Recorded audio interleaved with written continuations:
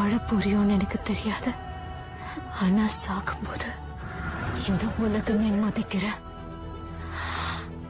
பெரிய பணக்காரனா தான் சாகணும்.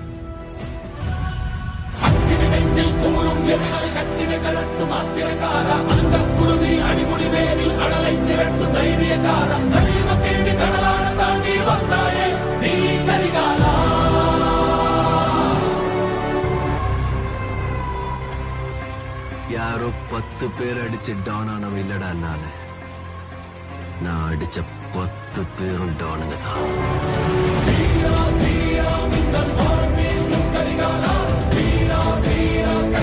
என்ன வேலை செய்யணும் சார்? ஒரு யானையை அடிக்கணும்.